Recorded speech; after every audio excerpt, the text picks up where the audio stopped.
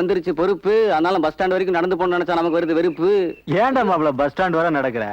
கைய காட்டினா பஸ் நிக்குது. நாம யாரு? உட்கார இப்படி. மச்சான் அங்க கவனிச்சிங்களா புள்ளிங்களா துணி துவைக்கிறத?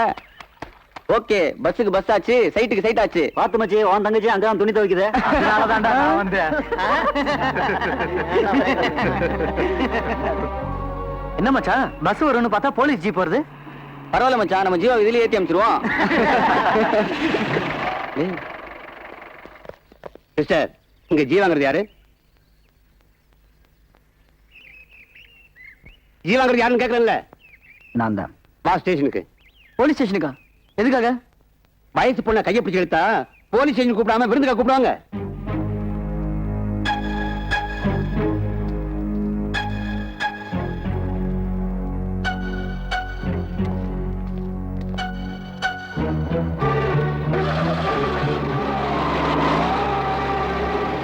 இப்ப ரங்கம்மாவை கூட்டு வா, நாங்க போலீஸ் ஸ்டேஷன் போறோம். வாங்கடா போலாம். இன்ஸ்பெக்டர் ஐயா, ஜீவா ரொம்ப நல்ல பிள்ளைங்க. கட்டிக்க போற பொண்ணை தவிர மத்த பொண்களை ஏறெடுத்து கூட பார்க்க மாட்டான். இந்த காலத்துல இந்த மாதிரி ஒரு பையனை பார்க்கறது ரொம்ப அபூர்வங்க. ஏதோ ஒரு பொண்ணு அபாண்டவா அவன் மேல புகார் கொடுத்தான்னு. ஜீவா பத்தி எனக்கு தெரியும், புகார் கொடுத்த அந்த பொண்ணை பத்தியும் எனக்கு நல்லாவே தெரியும். ஒரு இன்ஸ்பெக்டர் விசாரிக்க வேண்டியது எனக்கு கடமை. அதனால தான் அழைச்சிட்டு வர சொன்னேன். உண்ணாவிரதம் இருக்கிற அவங்க அப்பாவுக்கு இந்த விஷயம் தெரிஞ்சா துடிச்சு போயிடுவாருங்க. சார், ஜீவாவை நாங்க ஜாமீன்ல எடுக்கிறோம். எவ்வளவு பணம் கட்டணும்னு சொல்லுங்க சார். எப்படியாவது நாங்க ஏற்பாடு பண்றோம் சார். அதுக்கு அவசியமே இல்லை. இந்த பொய் புகார் கொடுத்தவங்க பத்தி எனக்கு நல்லா தெரியும். இதோட தெரியாட்டி நான் இன்ஸ்பெக்டர் இருக்க லாய்க்கில்ல. ஜீவாவை நான் சொந்த ஜாமீன்ல அனுப்புறேன். நம்ம தம்பி ஜீவா யாரோ ஒரு பொண்ணோட கையை பிடிச்சு இழுத்துடுச்சுன்னு அந்த பொண்ணு போலீஸ்ல புகார் கொடுத்துருச்சான். நம்ம இன்ஸ்பெக்டர் அது பொய் புகார்னு தெரிஞ்சுக்கிட்டு ஜீவாவை சொந்த ஜாமீன்ல விடுதலை பண்ணிட்டாரு. ஐயா, நம்ம தம்பி ஜீவா மேல ஒரு தப்பு இல்லையா? என் பிள்ளை பத்தி எனக்கு தெரியாதா? நேரமாச்சு, இன்னைப்போ.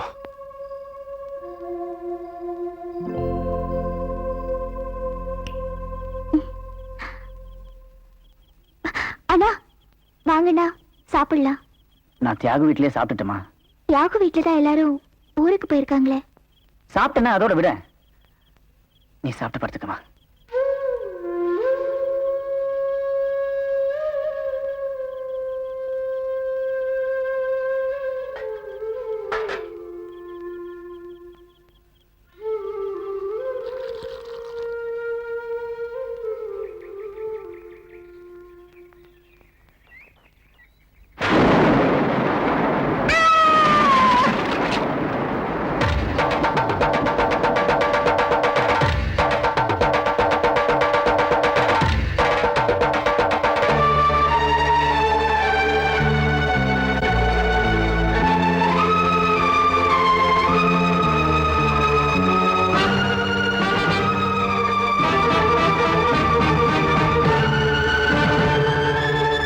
ஐயா கூட இருந்த குமாரவேலி எங்க போனா?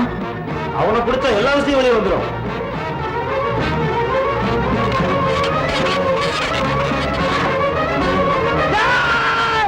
வீட்டுல திறக்க முடியல.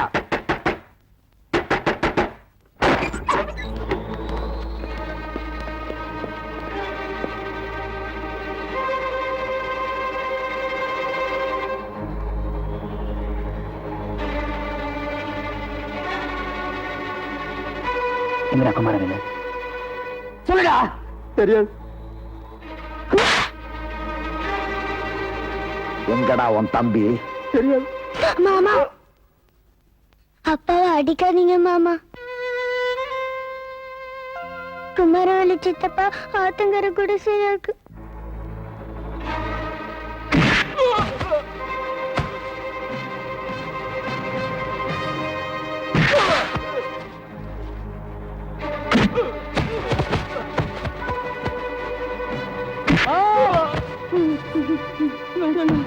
வேண்டாண்ணே, என்ன விட்டுருங்கண்ணே, என்ன மன்னிச்சிருங்கண்ணே. வேளாண் பிள்ளைங்க தான் ராத்திரி வந்தாங்கண்ணே. எனக்கு வேற ஒண்ணும் தெரியாதுண்ணே. உங்க அப்பாவோட ஸ்தானத்துல இருந்து சொல்றேன்ப்பா. அவரோட கனவு வேலாயுதம் பிள்ளை அழிக்கிறது இல்ல, சாத்வீகமா போராடி சாராய ஃபேக்டரிய இந்த ஊருக்குள்ள வரவிடாம பண்றதுதான். நீங்க சொல்றீங்களே சாத்வீகம், அதனால ஐயாவோட சாவை தடுக்க முடிஞ்சதுங்களா? உங்களுக்கு இருக்கிற அதே அளவு ஆத்திரம் ஆதங்கம் எல்லாம் எனக்கும் இருக்கு. ஐயாவோட வாழ்க்கைக்கு எவ்வளவு அர்த்தம் இருந்ததோ அதை விட அதிக அர்த்தம் அவருடைய மரணத்துக்கு இருக்கு. ஆமா, அவரோட மரணம் இந்த ஊரையே மாத்தி இருக்கு. ஆத்திரம் உங்க கண்களை மறைக்கிறதுனால இதெல்லாம் உங்களுக்கு தெரியல. ஜீவா, ஊருக்கு 4 பேர்னு சொல்லுவாங்க, உன் கூட 6 பேர் இருக்காங்க. போய் ஒவ்வொருத்தரா பார்த்து பேசு. சிதறி கிடக்கிற ஜனங்களை ஒன்னா சேர்த்துக்கிட்டு போராடு. உங்க அப்பாவோட சாவு இன்னைக்கு ஒரு சம்பவமா இருக்கலாம், நாளைக்கே அதை சரித்திரமா மாத்தி காட்டு. அது உன்னால முடியும். ஜீவா, லட்சியத்தை நோக்கி அஹிம்சை பாதையிலேயே போ. தேவைப்படும் போது மட்டுமே அர்ஜுனா மாதிரி காண்டிபத்தை கையில எடு.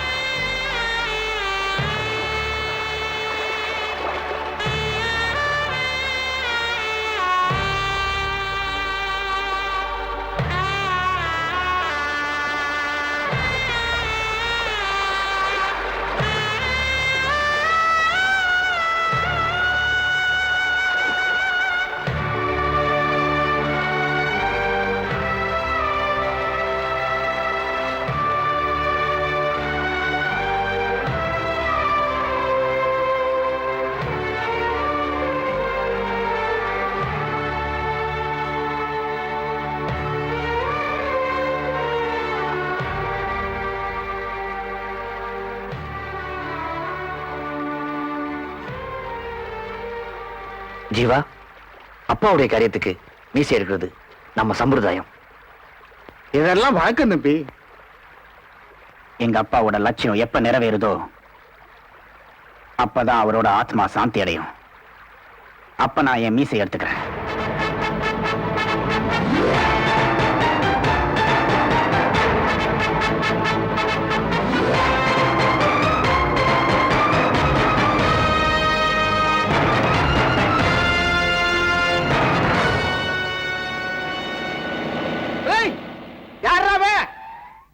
வந்து பொம்பளுக்கிறவன் வாங்கடா. ஏய், அந்த மடைக்கு பக்கத்துல ஒண்ணு, அப்புறம் அந்த தெக்கல பாரு, அங்க பரப்புல கால் வச்சுங்க, களை வெட்டி விடுவேன். சொல்றேன்ல. யோ பெரியசாமி, என்ன பேச்செல்லாம் ஒரு தினுசா இருக்கு? அறுவடை முடிஞ்ச கையோட நிலத்தை கொடுக்கறதா ஒப்பந்தத்துல கையெழுத்து போட்டு பணத்தை வாங்கினல்ல, இப்ப என்ன உனக்கு என்ன புத்தி கிந்து கெட்டு போச்சா? இந்த மாதிரி இந்த நிலத்தை நான் யாருக்கும் விக்கிறதா இல்ல. வார்த்தை மீறக்கூடாது. என்ன கேன புண்ணாக்குன்னு வச்சுக்கிட்டியா? ஏய், என்னப்பா பாத்துட்டு நிக்கிறீங்க? போய் கல் எடுங்கப்பா. நீங்க ஏய் பொன்ராசு, உன்னத்தாயா இந்த நிலத்துல யாரும் அத்துமீறி நுழையக்கூடாதுன்னு இன்ஸ்பெக்டர் ஐயா உத்தரவு. சரிங்க, ஏனுங்க கரும்பு தோட்டம் எப்படிங்க இருக்கு? டேய் போடா, போய் உன் தோட்டத்தை பாருடா. வந்துட்டான் பெருசா. ஓ பெரியசாமி, உன்னதாயா பணத்தையும் வாங்கிக்குவ, போலீஸ்க்கு போவ, அப்படித்தானே? அதெல்லாம் இவற்றை எதுக்காக கேக்குற பொன்ராசு? எதுவானாலும் இன்ஸ்பெக்டர் ஐயாட்ட போய் கேட்டுக்கோ. மிஸ்டர் பொன்ராஜ், ஆத்திரப்பரமா பொறுமையா கேளுங்க. அக்ரிமெண்ட் கையெழுத்து போட்டது உண்மைதான் பெரியசாமி ஒத்துக்கிறாரு. அப்புறம் எதுக்கு சார் உங்ககிட்ட புகார் கொடுக்கணும்? மிரட்டி கையெழுத்து வாங்கினல, அதை பத்தி தான் புகார் கொடுத்துருக்கோம். மிரட்டிய கையெழுத்து வாங்கினா? மிரட்டிய கையெழுத்து வாங்க. பொன்ராஜ், இதென்ன சந்தேகம் நினைச்சிட்டீங்களா? அண்ணாசிமா ஆர்ப்பாட்டப்படாதீங்க, இது போலீஸ் ஸ்டேஷன். என்ன இருங்கயா இருங்கயா.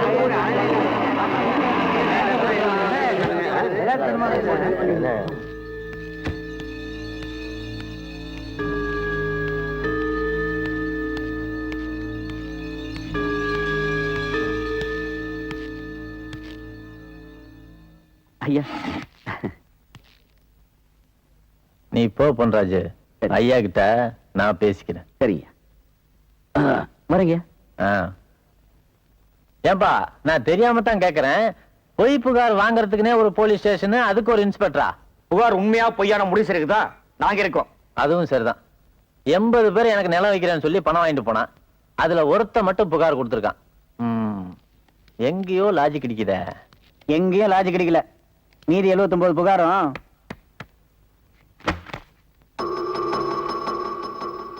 ஓ, நீ தியாகி பையன்ல? என்னடா அம்பு வந்துருச்சே, வில்ல காணாமேன்னு பார்த்தேன். வந்துட்ட. ஏன் இன்ஸ்பெக்டர், இவனுங்க நிலத்துக்கு 1க்கு 3 பணம் கொடுக்குறேன்னு சொல்லியிருக்கேன். என் மேல கம்ப்ளைண்ட் கொடுக்குறானுங்க. சரி, கம்ப்ளைண்ட் கொடுக்குறானுங்களே, அக்ரிமெண்ட் போட்டு எத்தனை நாள் ஆச்சு? 2 மாசம் ஆச்சு. இப்போ வந்து கம்ப்ளைண்ட் கொடுக்குறானுங்க. இத்தனை நாள் விரல் சிப்பி இருந்தாங்களா?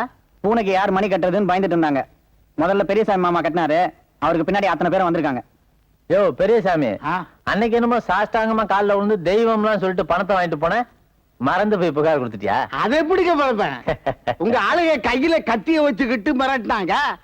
நான் ஆளை விட்டா போதும் சாமின்னு சொல்லி காலில் விழுந்து கையெழுத்து போட்டேன். என் வீட்டை குளிச்சிடுன்னு சொல்லி பயமுறுத்தி கையெழுத்து வாங்கினாருங்க. கையெழுத்து போடலன்னா குழந்தைய கொண்டுன்னு சொன்னாருங்க. நிலத்தை எழுதி கொடுக்கலாம், ஊரை விட்டு துரத்திடுவேன்னு சொன்னாருங்க. ஓ, நிறுத்துங்களா பாரதேசி பசங்களா. ஐயா பணம் பத்தலங்க ஐயா, கூட கொஞ்சம் போட்டு கொடுங்கன்னு கேட்டா கொடுத்துட்டு போறேன். எதுக்கு அப்படி இல்ல அப்படிலாம் சொல்றீங்க? பணம் யாருக்கே வேணும்? உனக்கு பணம் வேணுமா? வாங்கின பணத்துக்கு 1.25 வட்டி போட்டு நாங்க திருப்பி தரோம். என்னடா சொன்ன? வட்டி போட்டு கொடுக்குறீங்களா? ஏய், கவர்மெண்ட்டுக்கே வட்டி இல்லாம கடன் கொடுக்கணும் அந்த வேலாயுதம் பிள்ளை.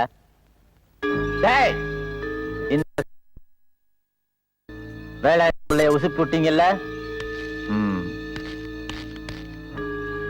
டேய், பொழுது விடிஞ்சா பாருங்கடா, நிலத்துல வைக்கிறதுக்கு ஒரு பயலுக்கும் கால் இருக்காது.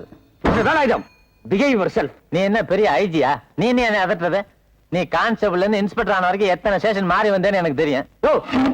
10 வருஷத்துக்கு முன்னாடி ஜிடி ஸ்டேஷன்ல வாரத்துக்கு 1 மணி கழுத்து போட்டப்பவே உனக்கு நல்லாவே எனக்கு தெரியும். 10 வருஷமா என்ன தெரியுங்கிறல்ல, அப்புறம் எதுக்கே என்னை பாய்ச்சிக்கிற? நான் மலையே முழுங்குறவன். உன்ன மாதிரி கூழாங்கல் எல்லாம் மாத்திரம் போய வந்துட்டேன். பாயா பிரதாப் சந்திரா, என்னையாச்சு உன் பிரதாபம்? ஒரு போன் செஞ்சேன், உன் சட்டையில 3 ஸ்டார் ஏறிச்சு. சரி சரி உட்காரு. பச்சை முளைய கடிச்சிட்டு பழைய சொத்தை திங்கிற பரதேசி பசங்க, பாரின் விஸ்கிய குடிச்சிட்டு பன்னீர்ல வாய்க்க பிடிக்கிற இந்த வேலாயுதம் போலீஸ் ஸ்டேஷன் வரைக்கும் வர வச்சிட்டாங்கயா. விவசாயம் தானே இந்த ஊருக்கு முதுகெலும்புன்னு சொன்னானுங்க. விடிஞ்சா பார், முதுகெலும்பே இல்லாம பண்ணிடுறேன்.